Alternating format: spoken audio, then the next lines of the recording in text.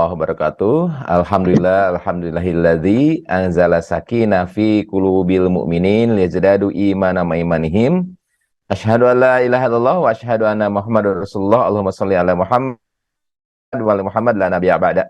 Sahabat-sahabat MK pagi semua, bagaimana kabarnya pada pagi hari ini yang menyimak di MK TV, kemudian di MK FM, ada yang menyimak juga di media sosialnya Agim. Semoga hari ini ketika kita bangun tidur, jangan lupa rumus kita selalu ada syukur.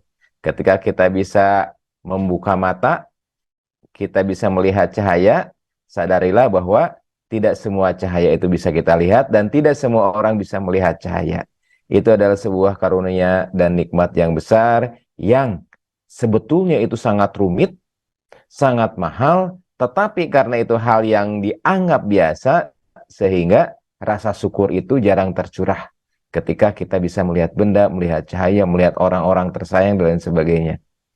Oleh sebab itu, mari kita sama-sama saling mengingatkan bahwa ketika bangun pagi selalu ada syukur.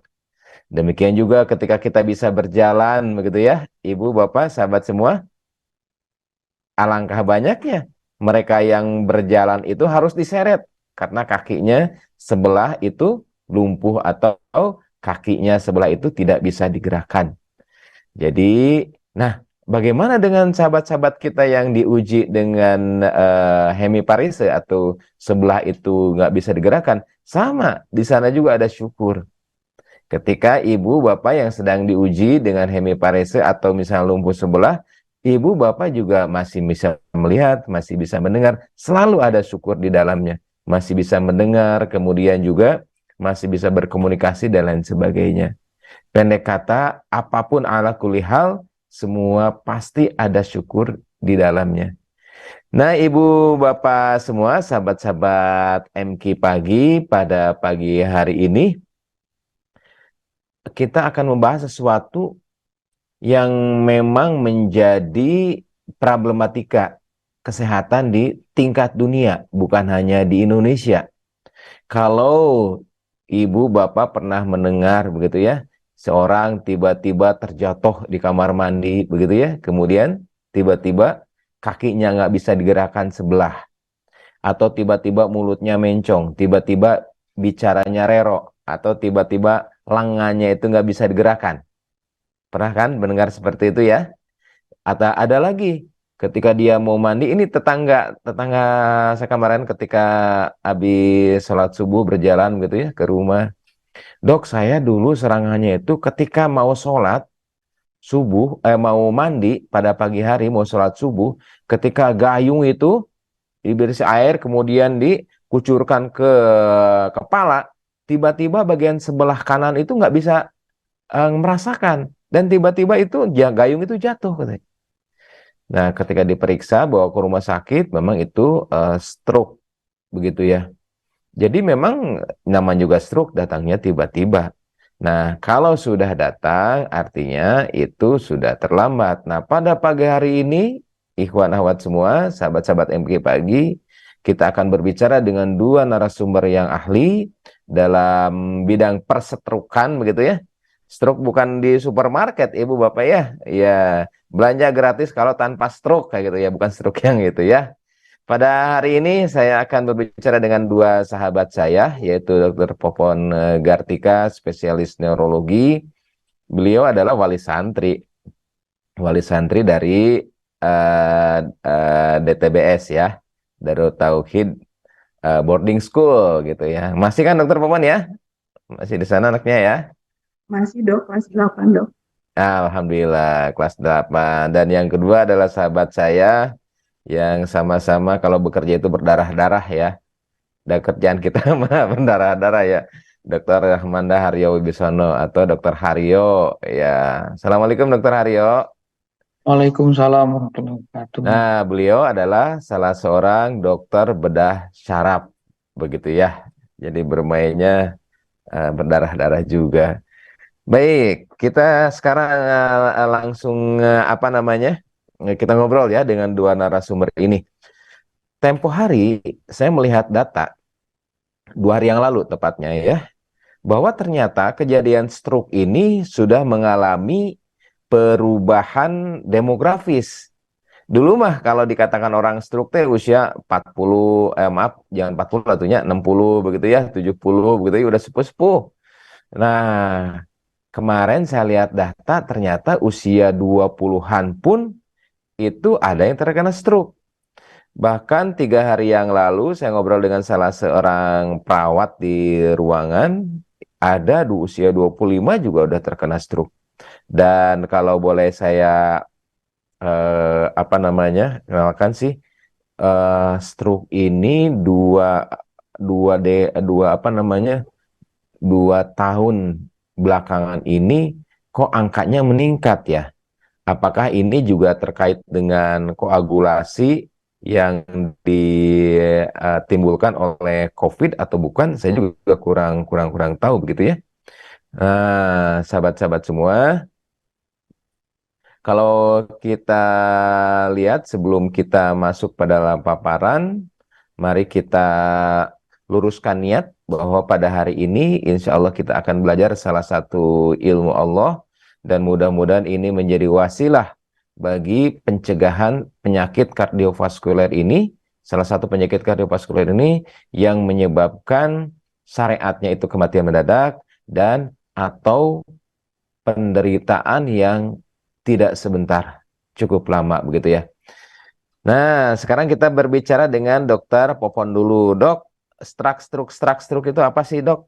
Simpelnya kayak gimana sih, Dok? Barangkali ada sesuatu yang disampaikan dulu. Silakan, Dokter Popon.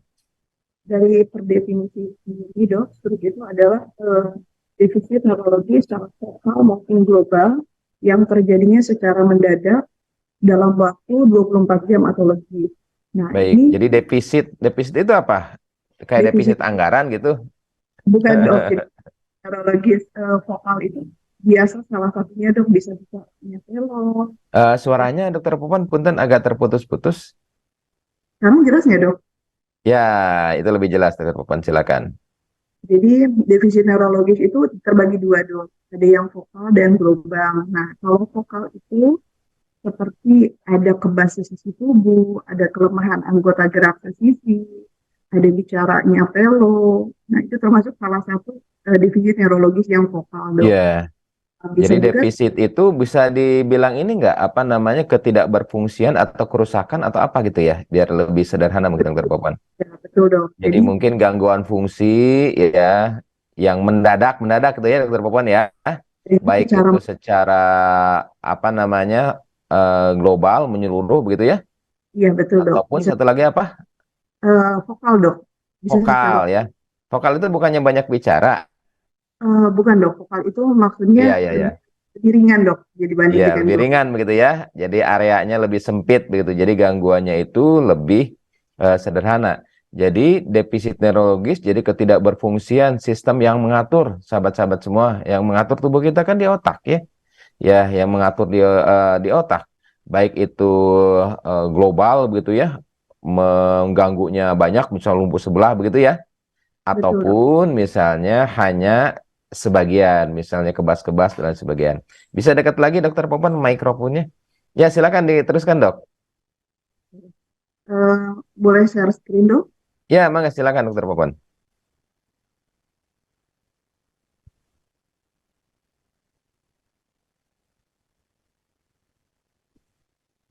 Bismillahirrahmanirrahim. Ya, jelas-jelas, Dok. Bisa kita mulai dok? Ya, mangga silakan. Bismillahirrahmanirrahim. Assalamualaikum warahmatullahi wabarakatuh. Mic-nya Terima kayaknya dipegang Dokter Popon ya, agak kasih ya dok. kecil ya. Ya. Bismillahirrahmanirrahim. Assalamualaikum warahmatullahi wabarakatuh. Terima Waalaikumsalam. kasih kesempatannya yang diberikan kepada saya, kepada Dr. Asep, kepada Dr. Haryo. Pada kesempatan kali ini saya ingin berbagi uh, cara mengenali gejala stroke. Stroke yang seperti tadi saya bilang yaitu ditemukannya adalah tanda-tanda klinis yang berkembangnya secara cepat berupa defisit neurologis lokal maupun global yang terjadinya secara mendadak berlangsung dalam 24 jam atau lebih. Ini ada sedikit video dok, bisa kita sama-sama lihat tentang Ya. stroke. Wah, apa tuh?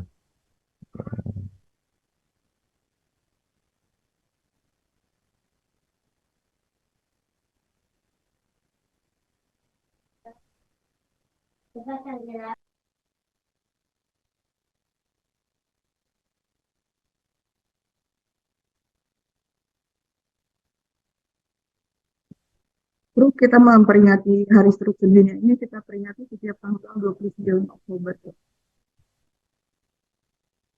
Seperti dikatakan tadi, stroke atau orang mengatakannya brain stroke, ini terjadi kerusakannya secara mendadak. Nah, akibat dari berkurangnya aliran darah ke otak yang disebabkan oleh sumbatan yang seperti orang awam bilang disebut dari stroke sumbatan. Seperti pada gambar atas, ini adalah contoh dari stroke sumbatan, atau bisa juga karena pecahnya pembuluh darah yang lebih dikenal dengan stroke perdarahan seperti terlihat pada. Jadi ini karena sumbatan, Dokter Popon ya, yang bagian otaknya atas tidak teraliri darah begitu ya, tidak ke bagian makanan begitu ya, sehingga fungsinya itu berkurang atau menurun ya. Betul. Ya. Bisa juga karena nggak kebagian itu karena pembuluh darahnya tadi apa? Pecah ya. Baik. Dan Jadi terlihat kerusakan, jadi kata kuncinya Ibu Bapak semua ada kerusakan otak yang mendadak. Nah, penyebabnya apa? Ada dua, yaitu adanya sumbatan dan adanya aliran pembuluh darah yang pecah gitu ya, Dok ya. betul. Ya, mangga silakan, Dok. Nah, tadi seperti yang Dokter Asep katakan bahwa ini terus meningkat. Dikatakan bahwa setiap detik itu ada kasus baru di seluruh dunia. 16%. Pelan lagi, Dok. Punten. Setiap detik ada kasus baru stroke di seluruh dunia. 16% populasi dunia itu mengalami stroke dalam hidupnya. Tiap 6 detik satu orang meninggal karena stroke. Karena saking tingginya kasus ini, sebetulnya 80% kasus ini dapat dicegah. Nah, ini Dokter Popon punten ya, saya ini dulu sebentar. Jadi Ibu Bapak semua bahwa betul angka kejadian stroke itu meningkat. Kalau bicara kita tadi setelah 21 menit berarti sudah berapa orang yang syariatnya meninggal karena stroke. Dan ini nih ada angka yang bagus Ibu Bapak semua, 80% kasus stroke itu bisa dicegah, Masya Allah. Nah ini mungkin kewajiban kita Dokter Popon ya, bagaimana kita melakukan komunikasi dengan masyarakat supaya angka yang 80% ini kan sangat besar bagi sebuah penyakit ya. Kalau dari 100 orang berarti 80 orang itu kan bisa dicegah untuk tidak mengalami stroke begitu ya. Nah, silakan Dok, lanjut Dok. Nah, di Indonesia pun prevalensinya terus meningkat. Stroke ini menyebabkan penyebab utama kematian di Indonesia dan kecelakaan tinggi, Dok, di Indonesia saat ini. Nah, sebelum kita bicara stroke lebih lanjut, kita harus mengetahui gejala utama stroke itu apa sih? Nah, untuk mengenai gejala, kita tergantung dari lokasi pembuluh darah yang terpecah. Ya, tergantung dari. Ya. Ini ada tips mudah, Dok, untuk mengenali tanda dan gejala stroke. Jadi kita ada slogannya, Dok, itu segera ke RS. Jadi mudah sekali, Dok, untuk menghafalnya. Se itu adalah senyum yang tidak simetris. Kemudian G itu gerak separuh tubuh yang melemah secara tiba-tiba. R-nya itu bicara, teo. Ke-nya adalah kebas sesisi tubuh. R-nya adalah rabun. S-nya itu adalah sakit kepala yang hebat dan muncul secara tiba-tiba, Dok. Jadi sangat mudah kita untuk menghafalnya. Segera ke RS. Sangat mudah ya, Dok ya. Selain dari gejala stroke yang tadi, ada gejala stroke yang lain. Itu seperti nyeri kepala hebat, bisa menjadi tidak sadarkan diri, ada kesulitan berjalan, ada bingung, mudah lupa, dan kejang. Dan ini semua gejala jadinya secara mendadak.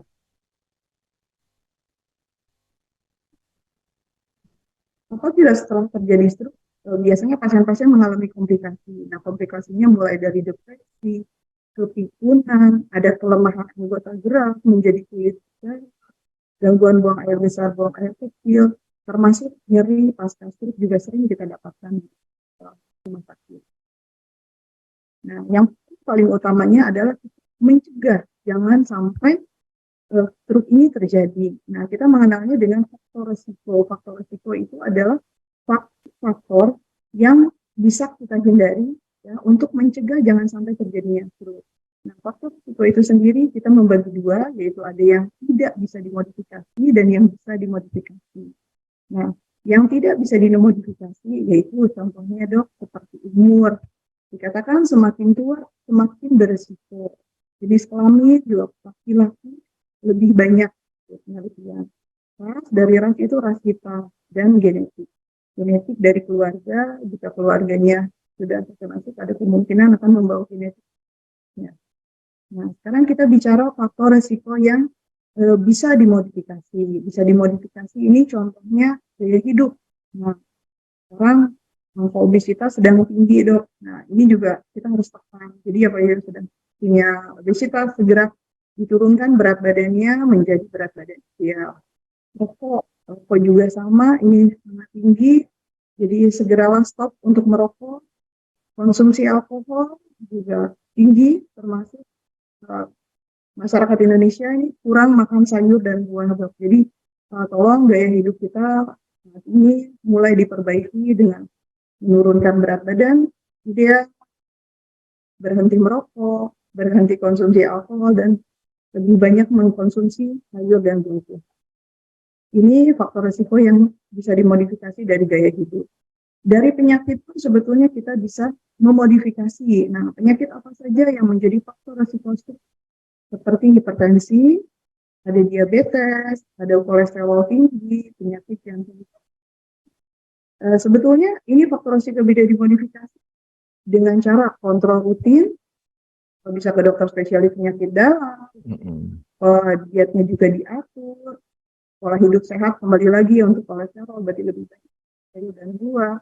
Untuk penyakit jantung juga bisa rawat bersama dengan atau kontrol rutin ke dokter spesialis jantung.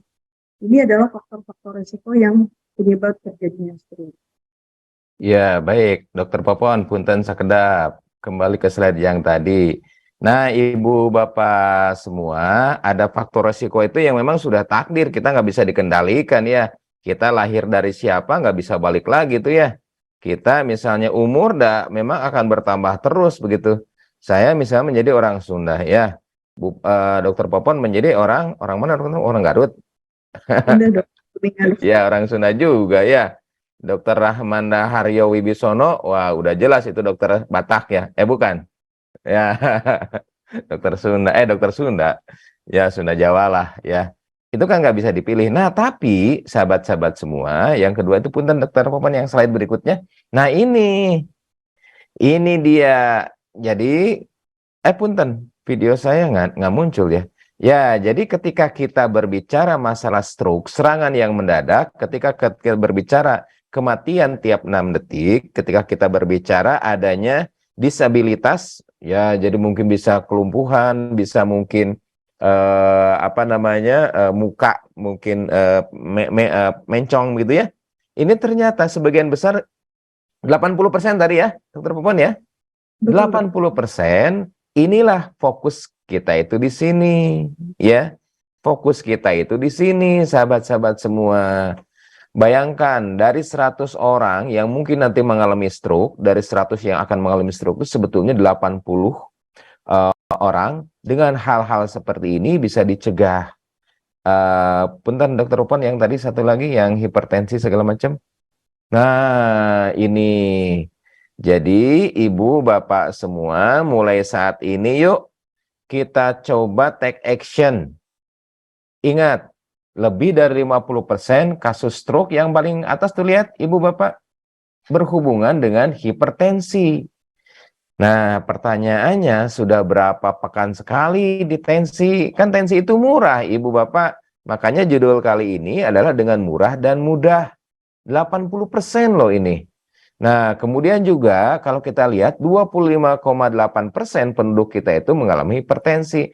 Jadi, kata kuncinya adalah bagaimana kita menghindari stroke dengan menghindari hipertensi. Yang selanjutnya, di sini juga dikatakan nih, stroke berhubungan dengan diabetes.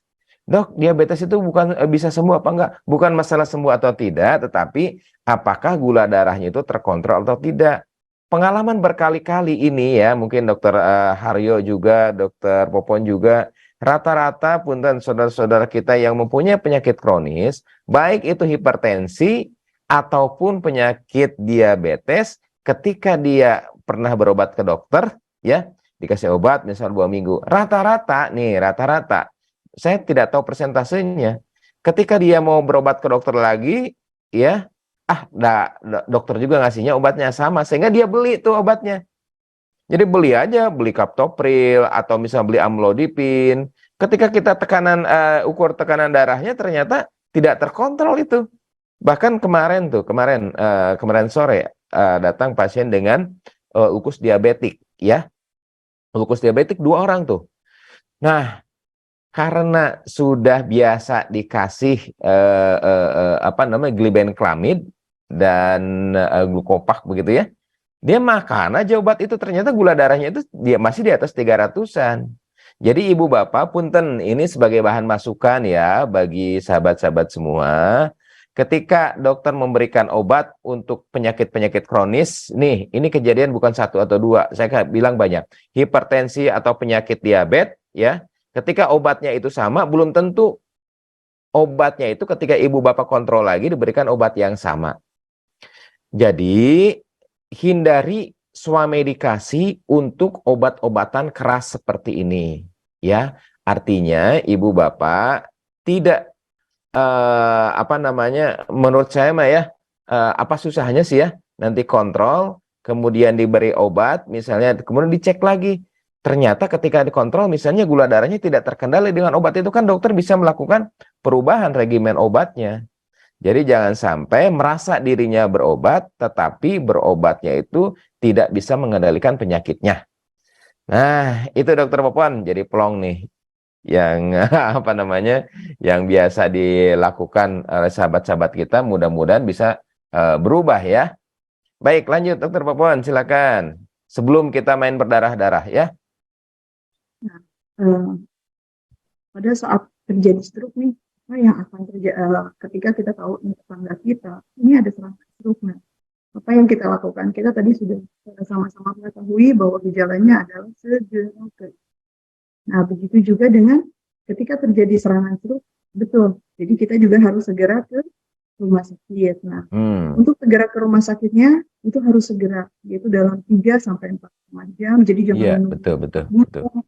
Nanti dulu nunggu anak pulang dari Jakarta atau bagaimana. Iya. Nunggu dulu saudaranya, nunggu dulu hal-hal yang sebetulnya waktu itu makin berjalan waktu bisa menambah jumlah sel otak yang mengalami kerusakan, begitu ya. Ya, silakan Dokter Popon lanjut. Ya, menitnya itu sangat berharga, jadi jangan menit. Terus, ini kita harus menurunkan angka stroke di Indonesia. Untuk menurunkan angka stroke di Indonesia, ini harus komprehensif, jadi tidak hanya satu dokter neurologi saja tidak bisa.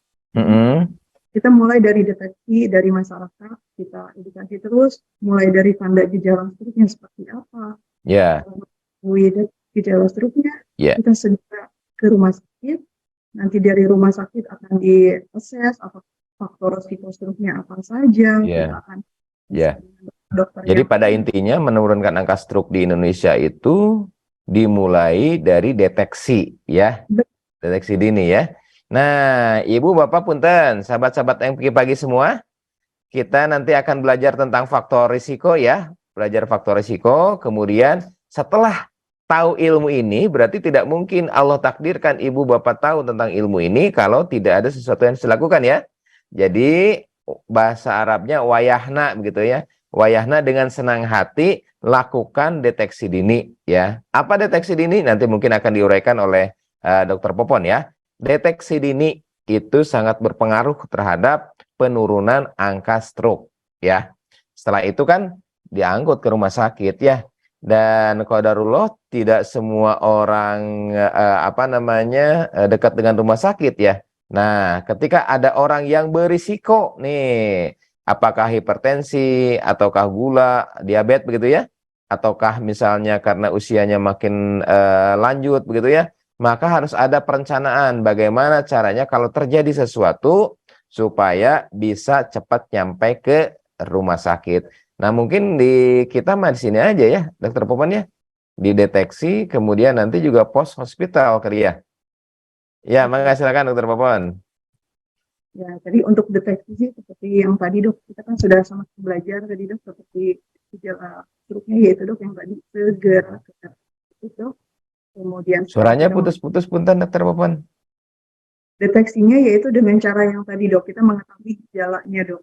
Gejalanya yang kita tadi sudah belajar yaitu ada segera TRS, yang senyum tidak simetris, gerak separuh tubuh, bicaranya pelok, ada kepas sesisi tubuh, ada rabun, dan ada sakit kepala. Pada saat kita mengetahui orang tua kita, tetangga kita, cepat segera kita bawa ke rumah sakit. Nanti dari rumah sakit, nanti proses semuanya dok, mulai dari faktor risikonya akan dicek sampai pemeriksaan yang canggih yaitu CT scan. Nah, kita juga di sana komprehensif dengan dokter-dokter yang lain. Apabila ada DM, kita akan konsultan dokter dalam. Baik, Dokter Puan, punten agak terputus-putus. Jadi boleh saya perjelas mungkin ya. Jadi Ibu Bapak, ketika terjadi gejala-gejala stroke dari awal gitu ya, apakah adanya mulut misalnya mencong atau bicara rero ya, atau misalnya ada kelemahan dari lengan atau kaki begitu ya. Nah, bagaimana caranya dengan terdeteksinya gejala-gejala tadi itu dalam tempo yang sesingkat-singkatnya bisa mendapatkan pertolongan di rumah sakit begitu. Jadi jangan sampai terlalu banyak wasting time, waktu yang terbuang, padahal setiap menit itu pertambahan kerusakan sel otak itu bertambah. Jadi ini mungkin menjadi penekanan. Ya mangga Dokter Popon, silakan. Kalau mengenai jarak, sebetulnya kalau kita di daerah sih masih tidak ada pengecekan yang sebetulnya untuk stroke itu kegawatannya sampai dengan 7 hari sebetulnya. Kenapa kita berapa hari Dokter Popon? 7 hari dok, jadi masih ada indikasi dirawat. Jadi kita di 3 sampai 4,5 jam itu ada trombolisis dok sebetulnya, tapi untuk kita di kulit itu sih belum dok. Jadi pada saat pasien datang 3 hari, 4 hari pun kita masih rawat dok. Gitu. Jadi masih ada untuk kita rawat. Ya, baik. Nah, pada saat kita ke ini Dokter Popon, coba kita ke dilanjut ke pencegahan Dokter Popon. Kita sudah 29 menit. Oke, dok. Nah, di sini edukasi kita adalah kepada masyarakat adalah gerakan cara mencegah stroke. Jadi supaya prevalensi dari stroke ini kita turunkan, dok. Di sini kita bisa sama-sama lihat dok, ada videonya dok.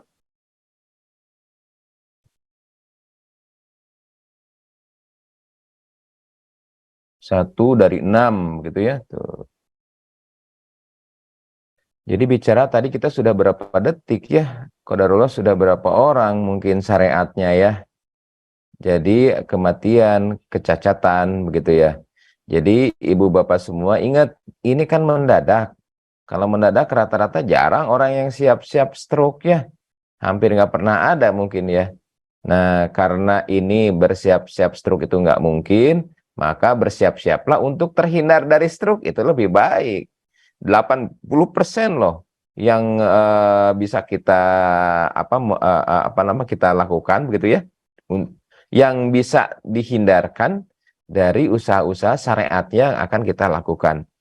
Jadi ibu bapak semua ini gejala-gejalanya ya, tuh senyum tidak simetris, kemudian lagi gerak separuh tubuh itu melemah begitu ya, kemudian bicara jari cadel, jari rero. Nah ini gejala-gejala awal dari pelo ya, kadang-kadang bicara tidak nyambung begitu ya, jawab ke kaler, pertanyaan ke kidul. Kemudian ada kebas, baal-baal di tangan, di lengan, kemudian pandangan ini sebelah ya, sebelah tuh bapaknya. Pandangan kabur seberah, kemudian nyeri kepala hebat, tiba-tiba muncul, kemudian gangguan keseimbangan kayak merasa mau jatuh begitu ya.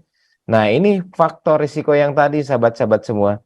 Kalau ini mungkin kita tidak bisa ngatur ya, nah tapi ini faktor yang dapat dimodifikasi ya.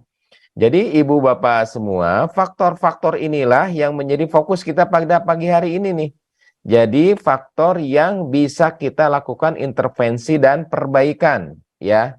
Jadi kalau kita lihat faktor resiko terbesar tadi yang dilihat adalah hipertensi. Jadi ibu bapak yang mempunyai apa namanya? Bukan yang mempunyai, semua aja deh.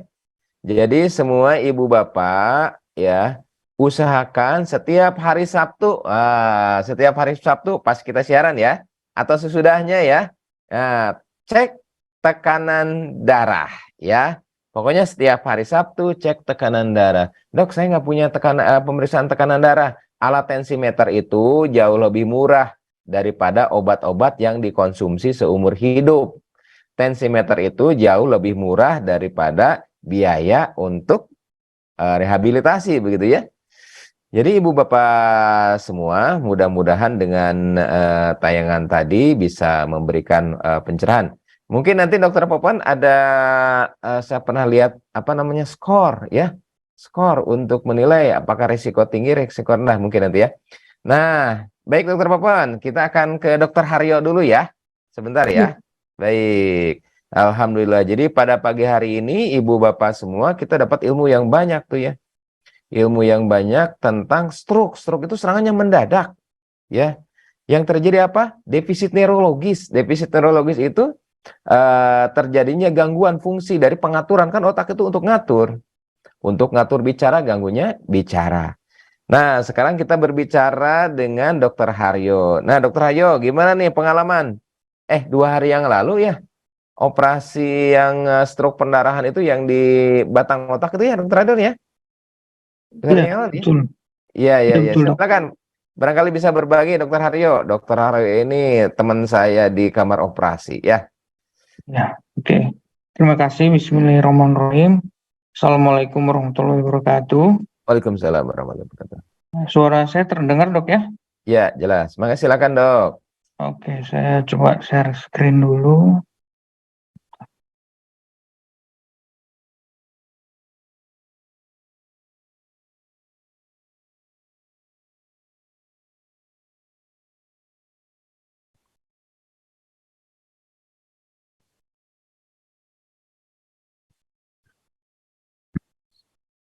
Belum terlihat ya, Dok? Belum nampak Dokter Haryo. Silakan. Enggak. Ya, baik. Nah, sudah ada Dokter Haryo. Silakan, Dokter Haryo. Ya.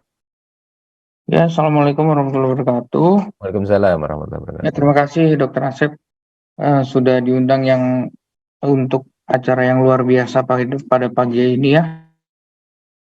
Saya akan banyak bercerita ya, karena mungkin yang lebih penting memang tadi seperti dipaparkan oleh Dokter Popon ya, hanya terus untuk pencegahannya dan seperti itu. Jadi kita memang banyak, untuk orang awam itu sebenarnya banyak yang belum tahu kalau stroke itu bisa dioperasi. Iya, Gitu. betul. Gitu. Jadi kemarin tuh yang sempat viral kan, ada artis ya, mungkin tahu ya, bapak-bapak ibu-ibu Indra Bekti ya, yang kemarin tuh sempat jadi perbincangan juga bahwa mengalami stroke dan dioperasi. Itu aja teman-teman saya juga banyak, oh ternyata stroke bisa juga dioperasi seperti itu. Karena sebelumnya banyak juga yang belum tahu kalau stroke itu bisa dioperasi. Gitu. Di sini saya akan sedikit aja menggambarkan ya, apa sih yang terjadi di otak pada saat stroke dan apa tujuan operasinya seperti itu. Di sini juga mungkin tadi belum dipaparkan mengenai diagnosis ya, maksudnya gimana kita mengetahui apakah stroke perdarahan seperti itu. Iya. Ya, di sini sedikit contoh aja, Dok. Ini CT scan ya namanya, Ibu. Jadi kalau kita mengalami stroke dan data itu supaya memastikan apakah jenis stroke-nya itu apa, itu kan ada 2 macam tadi ya, Dokter Haryo ya. Ya, Sumbatan ya, kata Dokter Popon, juga ada kemungkinan pecah begitu ya. Iya, pecah pembuluh darah ya. Ya, Itu perdarahan, gimana kita bisa tahan atau ini sumbatan, untuk pastinya dilakukan CT scan. Ya, CT mm-mm. scan udah banyak yang dengar CT scan. Jadi seperti ini sekilas aja Ya, ya. ini Jadi gambarannya di kepala ya, Dokter Haryo ya. ya, ini gambarannya di kepala, macam-macam perdarahannya yang jelas. Yang Ada pendarahan itu yang ini ya, perdarahan yang putih-putih itu ya, Dokter Haryo yang tengah ya. putih ini dok. Yang putih ini, dan lokasinya bisa bermacam-macam gitu. Mungkin ada di Mm-mm. sebelah kiri, di sebelah kanan, ada yang mungkin letaknya di dalam, ada yang letaknya Mm. di permukaan, atau ada yang letaknya di apa, di dalam ini namanya cairan otak ya, dia mengisi Ya, cairan otak, atau bahkan ada juga yang lokasinya tuh menyebar, difus seperti itu macam-macam. Yang penting adalah pemeriksaan CT scan itu memang sangat diperlukan untuk mengetahui apa seperti itu. Ini contoh yang perdarahan, lalu ada juga yang contoh yang sumbatan. Jadi kalau secara garis besar, kalau yang perdarahan itu tadi warnanya lebih putih, Dok ya. ya, Kalau ini ada yang kumpulan putih sumbat, itu darah ya, yang keluar dari pembuluh darah ya, yang pecah ya. kalau sumbatan itu warnanya lebih gelap, lebih hitam. Mm-mm. Kenapa? Karena dia tidak dapat oksigen ya, tidak dapat darah, otomatis tidak dapat oksigen, makanya dia terjadi kematian sel-sel otak. Jadi Mm-mm. dia warnanya lebih gelap karena eh, otak yang apa namanya tidak dapat darah itu sel-selnya mati, seperti itu dok. Ya, ya, Ini ya. bisa dilihat nih, ada dua Mm. contoh nih hampir sama Mm. sebenarnya. Jadi bagian yang berwarna ini itu bagian yang mengalami kematian sel. Seperti itu, Dok. Lalu gimana sih, maksudnya kapan harus dioperasi? Jadi operasinya ada macam-macam, mungkin nggak akan saya bahas semua. Jadi secara garis Mm-mm. besar macam-macam operasinya. Cuma yang paling sering itu adalah namanya kraniotomi. Kraniotomi itu adalah tindakan membuka tulang Tulang kepala, tempurung ya, tulang Mm-mm. kepala, untuk mengambil perdarahan itu. Ini ada sedikit ilustrasi. Ini contohnya tadi ya, ada perdarahan yang di warna putih ini, gumpalan darah ya, dia menyebabkan penekanan ke otak sekitar. Iya, Makanya kita harus ambil tindakan, kalau tidak otak sekitar yang terkena ya, atau yang tertekan oleh tertekan. gumpalan darah ini, yang tadinya mungkin masih sehat gitu, kalau terlalu lama juga akan menjadi rusak juga seperti itu. Iya. Jadi Jadi ini ceritanya nih. kerusakan karena penekanan akibat darah membeku yang ada di dalam otak, begitu ya, Dokter Haryo ya. Iya, Jadi pertama seperti itu, Dok. kerusakan karena pembuluh darahnya pecah, yang Mm-mm. kedua kerusakan berikutnya karena penekanan Iya, dari betul. apa namanya, bekuan-bekuan darah itu ya. Iya, karena bekuan darah ini ada ilustrasi. Jadi ini gumpalan darah yang berwarna merah kalau di sini ya. Ini kan Mm-mm. ilustrasi ya. Jadi dia menekan otak. Jadi otaknya sekitarnya tekan. Kita kalau dibayangkan, misalkan kita salah tidur atau salah posisi aja, saraf tangan aja yang lama kan Hmm, kesemutan dan nggak berasa. betul. Iya, Ini iya. berarti otak yang tertekan dalam waktu yang lama juga bisa, kita mungkin tidak tidak secara langsung, cuma pasti ada kerusakan juga gitu dok. Jadi harus Ya, dilakukan betul, betul. tindakan. Jadi tindakan ini kalau di gambar ini kita buka ya, kita buka tempurung otaknya, lalu dimasukkan semacam apa ya, saksen tuh penyedot lah ya. Iya, Jadi penyedot. si darah ini akan disedot keluar gitu. Dan dengan kemajuan teknologi sekarang ini, semakin kecil perlunya si tempurung otaknya dibuka ya. Mhm. Mungkin Dokter Asep juga tahu ada yang namanya endoskopi dan Iya, lain-lain. betul, Jadi betul. memang udah sedemikian canggih, tidak seperti dulu harus dibuka besar sekali Iya, kepalanya. iya, Jadi iya. cukup untuk di Masukin alat aja ya. ya, dan dimasukin alat. Tujuannya adalah mengambil bekuan darah itu. Hmm. Dok, ini ada gambaran yang sebelum dan sesudahnya dok ya. Jadi Iya, sebelumnya, sebelum operasi itu kita lihat ada gumpalan darah yang seperti ini, dan setelah Mm-mm. dioperasi, gumpalannya darahnya sudah terangkat dan otaknya terlihatnya lebih rileks. Artinya Iya. tekanannya yang tadi mungkin Betul. garisnya kedorong, ini Iya, udah kedorong garis bagus. tengahnya ya. Kalau Ya, kata almarhum Prof. Ipung mengepot begitu ya. iya, Ingat dulu. gitu. Ya, Al-Fatihah buat Prof. Ipung. Ya, Ya Allah. Ya, ya, jadi teman-teman bisa kelihatan ya, yang A itu kan terdorong tuh. Jadi yang garis tengahnya itu terdorong ya, ke sebelah kanan ya. Ini ke kanan ya? kiri dok, ini Oh sebelah iya iya kiri. ya, ke sebelah kiri ya. Terdorong. Nah, udah dilakukan evakuasi, penyedotan, ini juga otaknya bisa lebih rileks, tidak tertekan. Ya, Ya, lanjut silakan Dokter Haryo. ya. Jadi sebenarnya kalau dibuat presentasi ya, itu yang butuh operasi memang jauh lebih sedikit ya.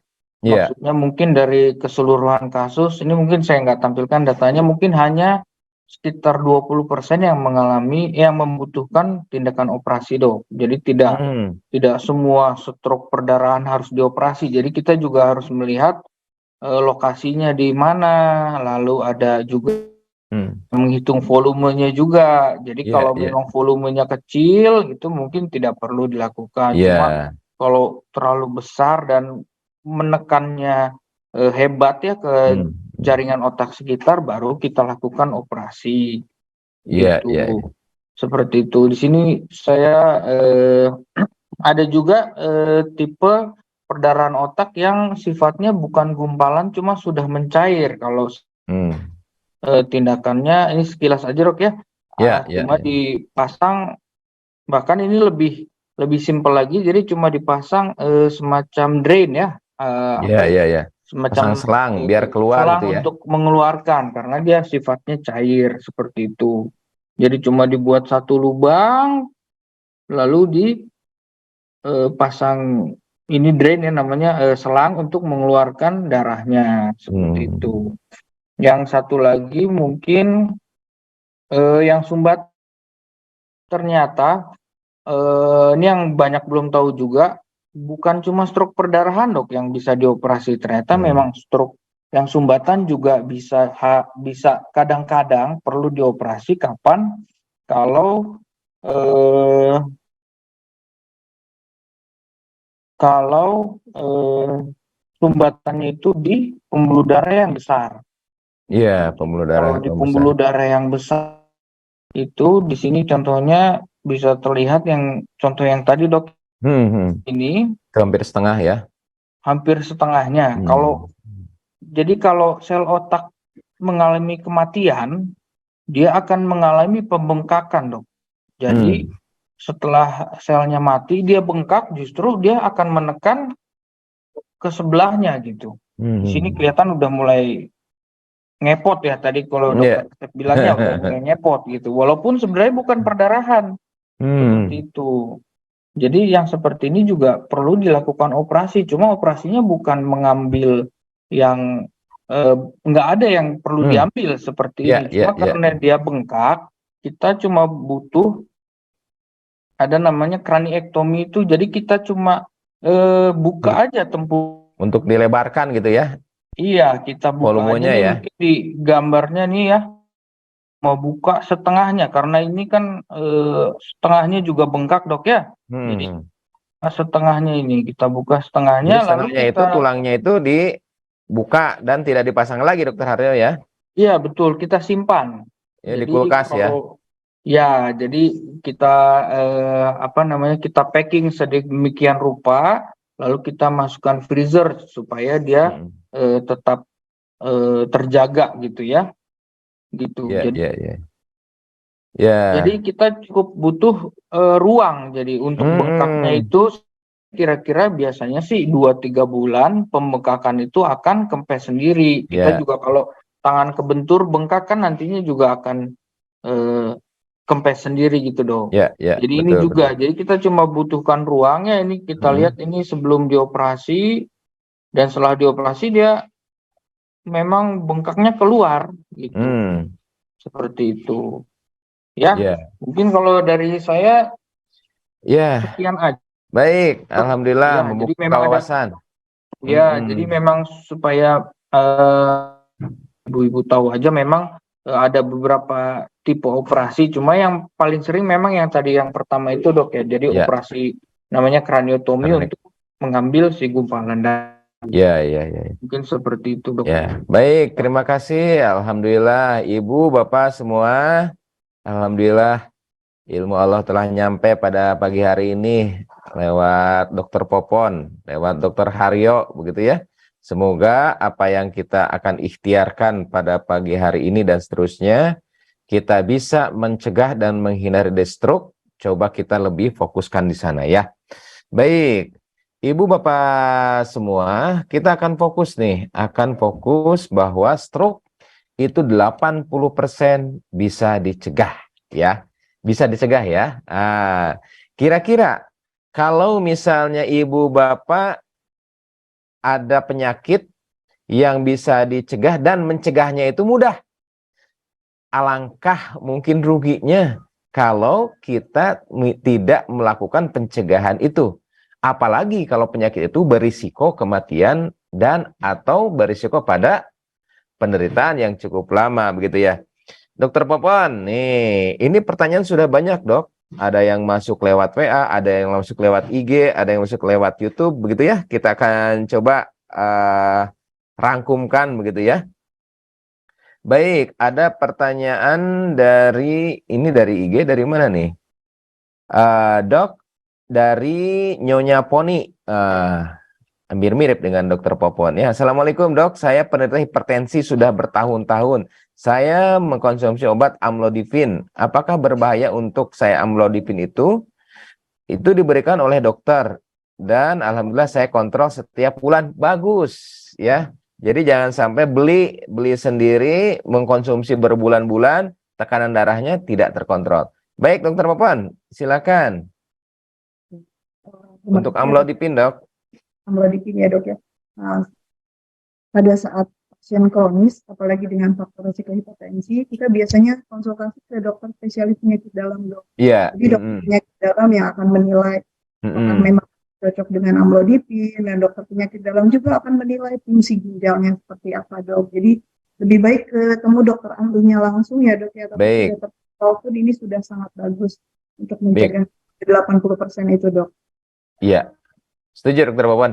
Jadi Ibu Bapak nanti dokter penyakit dalam akan ngecek apakah ada efek samping obat yang terjadi pada diri Ibu atau Bapak sekalian. Di antaranya akan dicek paling tidak setahun sekali itu ya, fungsi ginjal. Bagaimana uriumnya, bagaimana kreatininnya begitu ya. Nanti dokter penyakit dalam yang akan merencanakan pengecekan semua itu. Baik, kemudian pertanyaan berikutnya. Dok, apakah benar kalau operasi yang dilakukan di otak itu akan menimbulkan kelumpuhan? Silakan Dokter Haryo. Dokter Haryo, silakan. Ya, terima kasih. Apakah operasi menyebabkan kelumpuhan? Sebenarnya yang menyebabkan kelumpuhan itu adalah stroke-nya itu sendiri. Jadi pecahnya pembuluh darah itu ya yang kadangkala seringkali memang di lokasi otak yang mengatur gerakan dok ya. Jadi ada motorik ya. Jadi ada namanya jadi kadang-kadang pecahnya pembuluh darah itu memang di lokasi otak mengurus motorik itu. Jadi perdarahan itu sebenarnya yang menyebabkan kelumpuhan. Pendarahan itulah. Itu. Iya. Jadi kita pendarahan itulah yang mengakibatkan kerusakan dari otak yang mengatur untuk pergerakan Dokter Haryo ya. Dok, jadi memang bukan operasinya, jadi memang si perdarahannya itu sendiri. Jadi kadang-kadang saya selalu kasih tahu ke pasien dan keluarganya, jadi kadang operasi pada pasien perdarahan itu bukan untuk menyembuhkan kadang-kadang.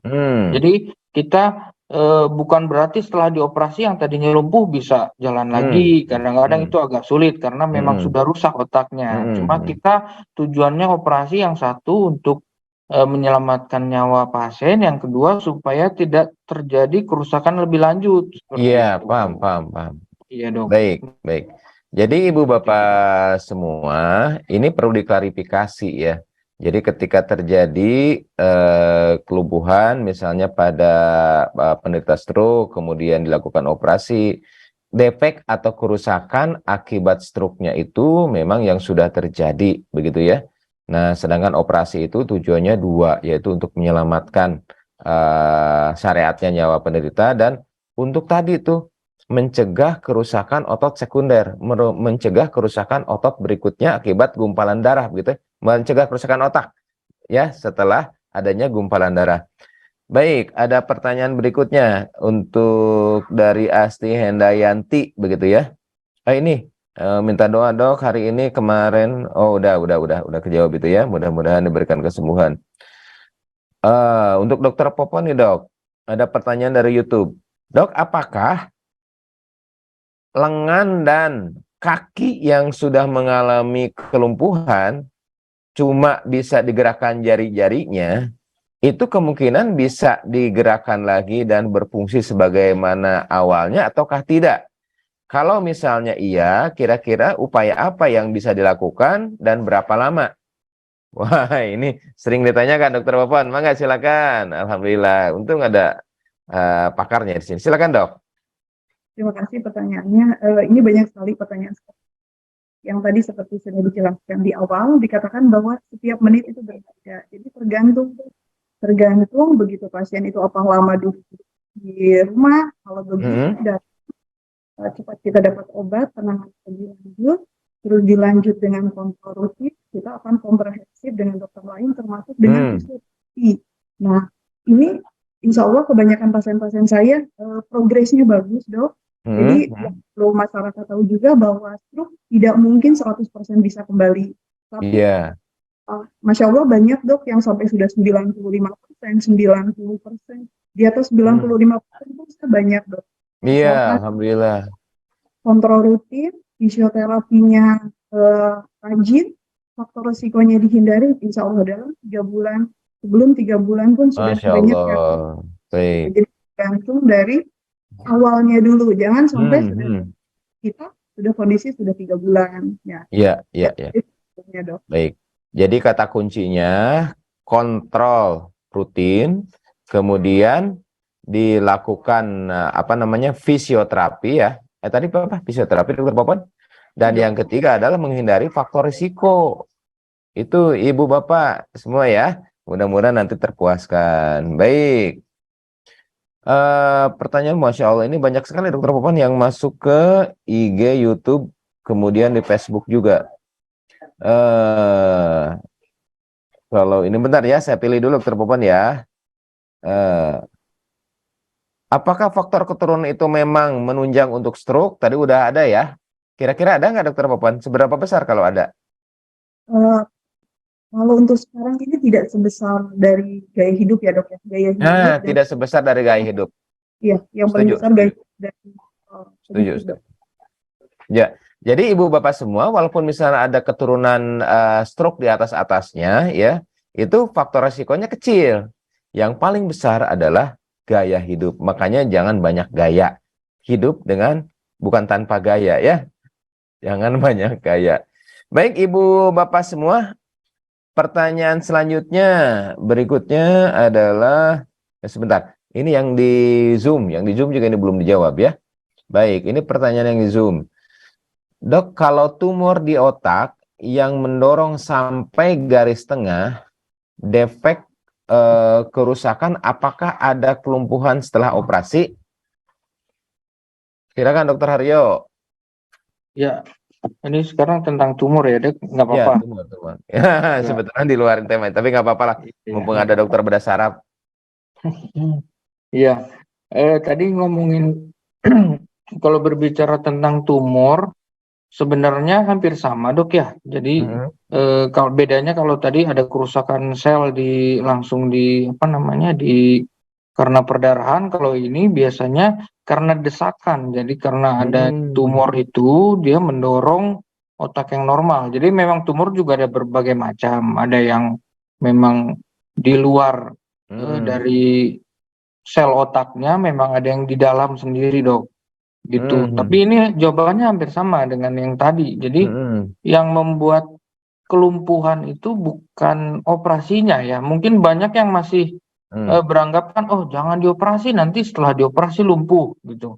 Jangan dioperasi, nanti setelah operasi malah seperti itulah dok. Masih banyak yang mungkin orang awam seperti itu. Tapi perlu diketahui bahwa memang kelumpuhan yang terjadi itu akibat desakannya. Banyak pasien-pasien saya juga misalkan yang sebelum operasi ada kelumpuhan, alhamdulillah setelah operasi ada perbaikan, itu lebih banyak gitu. Jadi memang bukan tindakan operasinya memang yang membuat kelumpuhan seperti itu. Ya. Jadi akibat desakan dari tumornya ataupun ada kerusakan akibat tumornya itu mungkin yang menjalar gitu ya dokter Haryo ya. Sehingga kerusakan-kerusakan itulah yang menimbulkan, kalau kata dokter Popon tadi, apa namanya dokter Popon? Defisit neurologis ya, gangguan dari sarafnya ya. Mudah-mudahan ibu bapak ini cercerahkan ya. Kemudian punten, ini juga saya harus nyaring lagi pertanyaannya nih ya. Masya Allah, pertanyaannya banyak. Mudah-mudahan ini terwakili ya apa yang saya bacakan di sini. Ini pertanyaan dari IG. Ini mirip dengan yang tadi. Ada 12 lagi dok. Baik, dok, apakah gejala-gejala yang tadi disampaikan ketika awal stroke, yaitu seperti kesemutan, ini saya rangkum dari 4 pertanyaan ya, seperti kesemutan, mulut mencong, begitu ya. Apakah gejala-gejala tadi sudah pasti orang tersebut menderita stroke? Nah ini mungkin, silakan dokter Papuan. Ya, terima kasih atas pertanyaannya dok. Nah, tadi kan dikatakan dari per definisi gitu, ada batasan itu dok ya, terjadinya mendadak lebih dalam waktu 24 jam atau lebih. Nah ini bisa juga gejala-gejala TRS ini terjadi tapi kurang dari 24 jam. Jadi kita mengenal dengan TIA dok. Oh TIA begitu. Nah apa tuh TIA itu dokter Popon? Bisa dijelaskan mungkin? TIA itu bukan stroke sebetulnya, dia akan memulihkan kurang dari 24 jam. Nah, tapi ini sudah ada tanda bahwa kita sudah mulai mencari, karena apabila TIA itu dibiarkan, ini akan menjadi stroke betulan dok. Jadi pada saat ada serangan kita harus agar tidak terjadi stroke yang betulnya dok. Ya.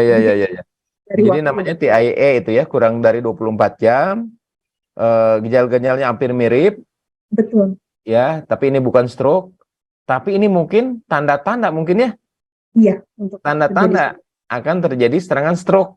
Betul. Begitu dokter Papan? Betul dok. Nah, jadi ibu bapak kita dikenalkan dengan TIA begitu ya teman-teman. Jadi ini belum menjadi stroke, jangan belum atau ya, bukan stroke, tapi berpotensi menjadi stroke. Mudah-mudahan tidak menjadi stroke ya. Mencegahnya dengan yang tadi dokter Papan ya, dengan perubahan pola hidup normal, kemudian pola gaya hidup sehat begitu ya, dengan melakukan screening. Baik ibu bapak semua, tak terasa, Masya Allah, ini pertanyaan mohon maaf, ini ada 18 pertanyaan lagi yang belum sempat kita jawab. Bagi ibu bapak yang ingin jawaban mungkin lebih lanjut, silakan untuk bergabung di Zoom. Bagi ibu bapak yang ada di MKTV, MKFM, ataupun yang berada di media sosial AGIM lainnya, kita insya Allah masih ada waktu sekitar 20 menit, 30 menit ya. Tapi untuk di MKTV dan di media sosial AGIM, tepat pukul 6 kita akan akhiri, dan selanjutnya kita bisa berpindah ke Zoom. Silakan.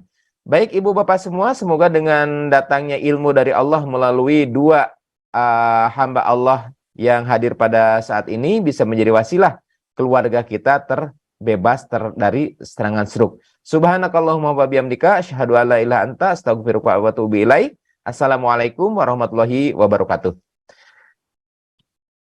Kita tercipta untuk saling berbagi, untuk saling merangkul, untuk saling bermakna bagi semua insan. Dengan bisa sekolah, kita bisa berbagi kebaikan dengan mewujudkan harapan mereka untuk terus melanjutkan pendidikan. Insya Allah, setiap ilmu yang mereka amalkan akan menjadi amal jariah untuk kita semua. Terima kasih kepada donatur dan orang tua asuh yang telah berdonasi melalui DT Peduli sehingga saya bisa sekolah di SMA Aske Islamic School. Alhamdulillah kami bisa sekolah. Bersama Bisa Sekolah, kita tingkatkan mutu pendidikan anak Indonesia.